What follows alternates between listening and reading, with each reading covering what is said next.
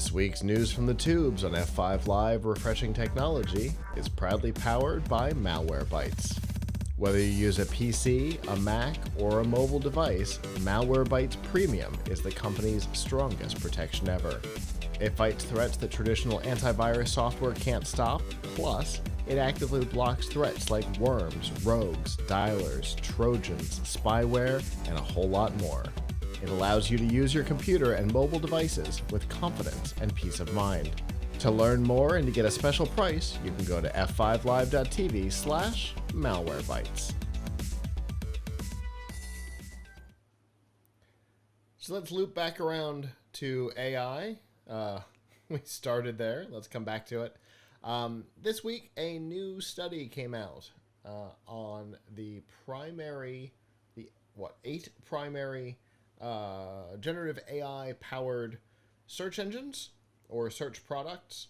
ChatGPT, Search, Perplexity, Grok, things like that. And they looked for the accuracy of said products. Now, Avram, you and I have talked a lot about accuracy when it comes to generative AI, putting Elmer's glue into mac and cheese. Anybody? But this is a pretty wide and deep study on the products. They fed a series of articles into the system, not the content, but the links to said articles into the system, and then asked a wide range of questions against them, particularly looking for inaccuracies in the results, in the citations, and in the access, which is something that was really interesting for me. Let's start with the overall accuracy. Across the board, the average was 60% false, which is not great. Obviously, not all of the results are as wildly incorrect as Elmer's glue in mac and cheese, but they certainly had inaccurate data and inaccurate citations. Perplexity seemed to be the best with a 37% error rate. And to the best of my knowledge, that was the only one that fell below the 50 mark. And Grok was 94% nonsense. So, woo, that's rough. I found it interesting that we were talking about AI tiers earlier. Found it interesting that the free version of Perplexity had access to content that was explicitly blocked to AI crawlers on certain websites like National Geographic. That's interesting and gets us into, I think, yours and my favorite large complaint about these AI models, and that's how they train and ingest data. But it's definitely an interesting study on these models, Avram, and I think it certainly raises some flags about what we might or might not see over the next couple of weeks as Madam A gets replaced with a generative AI model, as Siri gets replaced that uses the at least partially the Gemini backend, and then Gemini itself.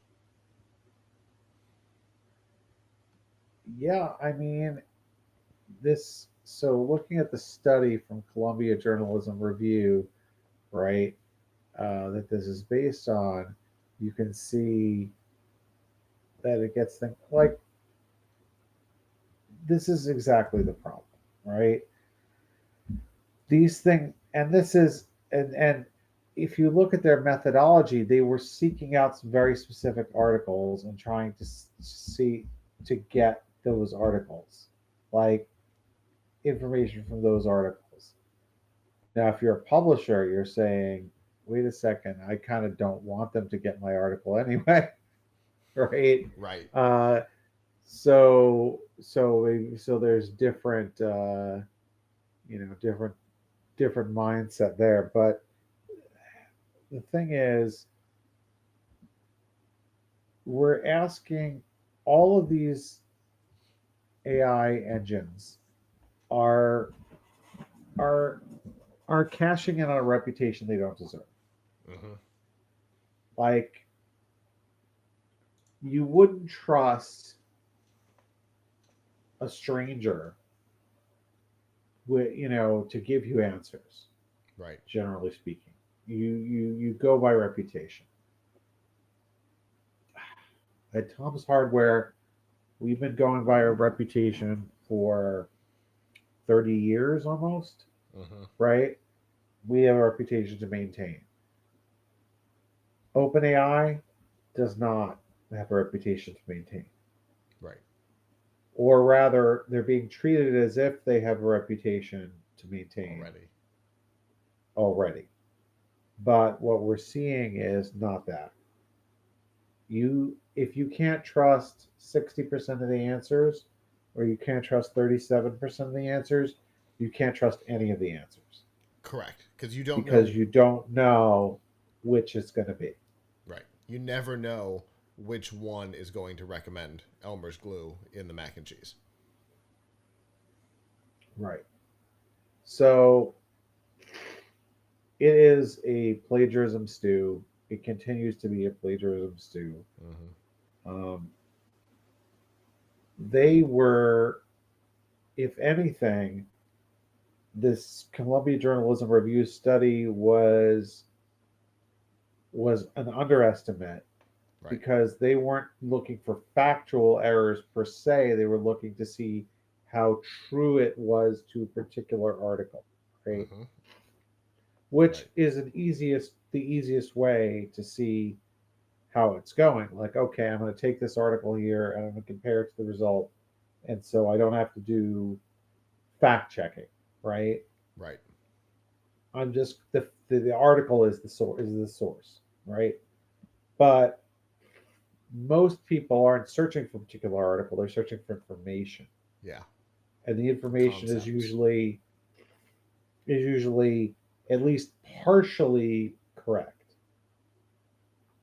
right? It's Right. got the air of correctness to it, and that's what makes it so dangerous. Right. Because the rest of the recipe made sense except for the Elmer's glue. Right? Exactly. Exactly. Yeah, exactly. Exactly. So the thing I found interesting was the the ones that like the I'm confident in the answer and I'm wrong on the graph, and then the ones where it wasn't confident and whether or not it answered or just went, right? And Copilot, when Copilot wasn't confident in the answer, it just wouldn't answer. And in fact, That's it's the good. it's the only one that 100% of the time when the model said I'm not confident, Copilot went, "Nah." Everybody else Well, at least once gave a result. And other than the free Perplexity, not the pro, but the free Perplexity, uh, when they were not confident, nobody's answers were correct. right. So, and usually they don't tell you when they're not confident. So, like, It's how do you know it's not confident? it's possible that they were accessing this through API and getting the confidence rating of the result. I don't know. I haven't I haven't gone into the full deep dive into how they identified confidence and things like that. But it's on their graph. Um, there's a there's a line for not confident slash no answer and then Yeah, confident on one of the yeah, I see graphs. that. So I'm just wondering how you evaluate not confident because because a lot of times they won't tell you. Hmm. I mean, maybe if you get some type of a score, but usually there isn't a score. Right. You're supposed to believe them. Right. Like, that's the bottom line. You're supposed to believe them. Now, here's the problem with AI is the same problem that you have with people, except it's being given credibility it didn't earn. Right. If a person came up to you, if you approach a stranger on the street and you ask them a question, you wouldn't, and you don't know who they are, they don't have a reputation with you, or you a lot of people would be like, who's this person? I don't trust them, Right. right? Reputation matters, trust matters. Hmm. That's that's why brands matter, that's why people matter, that's why people that's why you know actions have consequences. Unfortunately, we're coming into a world where actions don't have consequences, it seems, because people will get a bit like all the answers that people got from AI like a year ago should have been enough for a lot of people to say, like, I don't trust this. Right. I don't trust this. So I'm not going to use it. But instead, there's a belief that because it's technology, that it's progress. And so, well, even if it's not perfect now, it's going to be fine. Like, and it has gotten better at faking it. Like, it's getting harder and harder to track back, um, to find the plagiarism, right? Right. They're doing it's doing less um, word for word copying, Hmm. right? Um, so it's getting harder and harder, like to go and study and be like, oh, this is exactly the sentence where it got it from here. Um, Right. but just because it's thrown a lot more vegetables in the stew still doesn't mean that it's not poison, right? So it's yeah. So what can we say to this? Don't don't believe it. Right. I mean, and this was particularly done with news, right? Right. This study was news. It was not a study of like recipes. It was not a Right. study of medical information. It was not a study like of financial information. It was not a study of computer tips, right? It is a study of news. So they were looking to see whether, like, if my article says that such and such thing happened, that the AI um, correctly parrots my article. Hmm. Um, but part of the problem is AIs don't necessarily distinguish between good and bad sources Right. either, or biased and unbiased sources or whatever. So it treats everything the same. So whether it's an article from another AI or it's an article from Tom's Hardware written by an expert, we Right. all get thrown into the same plagiarism stew, Right. right? And to my knowledge, they don't really have a lot of weighting to say like, oh, this is a credible source. Let's only use this credible source. So So yeah, don't trust it. I mean, don't don't don't trust it. That's Yeah. that's all I can say. Like, Google, unfortunately, eh, I'm not even really sure if this is something people asked for, right? Because especially with news, like a lot of things with news, you don't want to ask a you don't want to ask a question. You want to see the news, right? Like, this is why, by the way, when I'm at work, I'm like, well, news is probably the one area where publishers have an advantage over AI. Right. Is one area because a if it's new, they're not going to know to ask about it, right? They're not going to Yep. be like, hey, such did somebody say this thing today? They're they're going to be exposed to it through some other means because generally speaking with news, you either go to a place that has news or it somehow gets filtered out to you through social or whatever. Hmm. You're not asking like what happened today, right? Right. Uh, so what's new with Intel, right? Um, so generally speaking, like you, news is something that people don't necessarily uh, go to an AI search engine for or an AI chatbot for. Right. But It's stats um, and figures and stuff like that, and right, yeah. so I don't know. It's very it's not at all surprising. The real problem is that people continue to believe this stuff.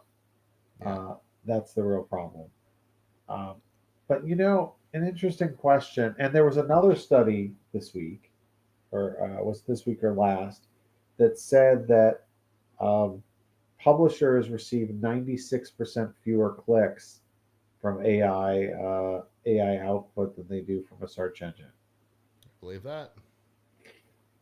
and that's assuming that there are links in it, Uh-huh. right? Or or that said links aren't like Gemini, where uh 127 plus 22 plus 16 and 7, so 150, 175 out of 175 ish uh, backlinks that Gemini provided, 127 of them were to 404s. Uh, well, that would certainly hurt your click through rate, Indeed, um, it would. right? Um, right. So unfortunately, publishers are between a rock and a hard place. They want to. Everybody thinks that AI is the future, and so you got to cooperate with AI, and so they want to sign deals where they maybe you have a chance to get a few more links out of uh, out of ChatGPT than they would otherwise. But the reality is that they're not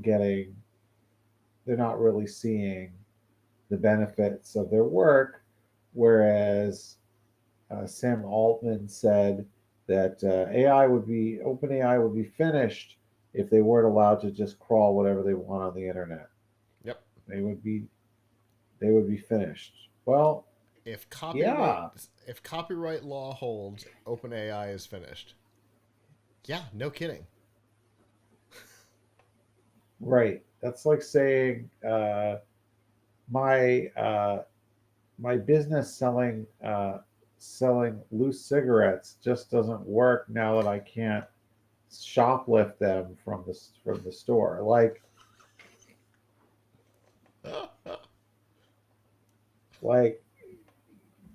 yeah, you got a problem, buddy. Um, Yeah, and so you've misidentified what the problem is. That's the thing. You have misidentified the problem. The problem is not that OpenAI can't doesn't have a business model if they can't openly scrape the web. The problem is you're stealing content from people. right, right, exactly. So anyway, I mean, look, unfortunately, we're going to have to accept some degree of AI and generative AI in our lives, Mm-hmm. right? Um, we're going to have to. So the question is, what are the guardrails going to be? What are the boundaries going to be? And then, what is it that consumers really want? Because a lot of a lot of this stuff is being kind of forced on the consumer. Like we don't. I don't think a lot of people asked for Google AI overviews. I don't Right. think a lot of people asked to have like Microsoft pushing Copilot into everything they do, or like Google, like Facebook trying to summarize the comments under a popular post in a group. Right. Like they're doing they're just like so much like I want to give you AI whether you want it, need it or not. Like Mm-hmm. I get an email that's like 3 sentences long. Would you like me to summarize this email for you? No. I No. just want to read. Or like I have to write back to someone. Or like, I've gotten some really ludicrous like autocomplete type of suggestions of what to say to people on like very serious like threads I was on or whatever. Like it it nobody asked for I really don't think people asked for this. I don't think people want it. Like Yeah. I mean there's some things that people want, sure. I think what people want, and we don't really want them to have it, I don't want them to have it, is I think what people want is to be able to do term papers or whatever without doing the Right. work, Yeah. right? I think there's a whole group of people who want to be able to create minimum quality content without doing the work. Yeah. Um, Yeah. and and that's a problem for everybody, especially teachers. But It's also a cultural issue. but right, because what are we teaching people to not think Yeah. Yeah. Now, me, instead of teaching people to? Yeah, what I want is in that line, but it's different. I want to be able to summarize the conversation that you and I are having using only the content that you and I have created. Or I want to turn it into an article or my CES stuff, right? I right, find great uh, talking points out of the conversation that we've already had. I want it to be closed loop. I yeah. want I mean I want that would I want help on workflow based on a closed loop ecosystem, which is very different than uh, you know, asking a search engine about the percentage of voters who whatever, right? And I use right. that as an example because there's a popular podcaster, one of the top in the world uh, by numbers right now, who has leaned in hard to Perplexity. Mentions it a lot per episode now, and here we have some numbers that show maybe that's not necessarily what we want to be doing. Yep, very true. So anyway, I mean, there's things that we get that are good from the pattern recognition of AI. I sure hope I sure hope that that medical researchers are able to use AI to find cures. Although I don't know if they're actually really doing that, or it has the same problems. I mean, So, so we had a company on the show a couple of years ago that was using for CES that was using um, like an earlier generation of neural network model um, to essentially create a molecule, test it against all known uh, body reactions, and determine whether or not it was harmful, helpful, neutral, and they could run through these quickly to identify possible uh, molecules that could be have a medical benefit. Then they would then right, take that and be able to do proper research on it. But it was able to put things together in ways that researchers had never considered and go, oh, what? This could do this could have what kind of a response in the body? Well, that's interesting. Let's take a look at that. So yeah, some of this has been used in medical research for a while, but at a very high level, like you know, first pass type stuff. And then here, right, human beings, figure out what to do with this. This might be promising. right, Take a look. right. And I mean, I think some of the things that we've gotten out of AI, like transcription Mm-hmm. and translation and stuff like that, have turned out to be very, very helpful. Um, and being able to do Yeah. things with natural language, you know, is great. But I think there's a lot of things that we're being pushed AI for that people that are not beneficial, and a lot of people didn't ask for, and they're being like, how much of the time were you like, I want to come up with a silly picture, Right. before generative AI. I want Right. to come up with a silly story. I want to come up with a ridiculous poem. Like, most people didn't sit around thinking that they want to do this, and those who did were people who enjoyed the process. Right. They enjoyed the art. They enjoyed the work. Exactly. That was what it was about. So yeah. Anyway, Yeah. uh, yet another reason not to trust what you're getting out of these chat engines. Hello, YouTube. Thanks for watching, and I hope you enjoyed this episode of F5 Live Refreshing Technology. If you did, please subscribe to the channel down below, and of course, hit the notification bell because we know that subscriptions don't mean much on YouTube anymore. If you've got topics that you'd like us to talk about in the future, please comment them down below. And if you'd like to not follow us on YouTube, there's lots of ways that you can follow along with our content by going to plughitslive.com/subscribe. There you'll see all of our shows and all of the ways that you can watch, listen, and follow along.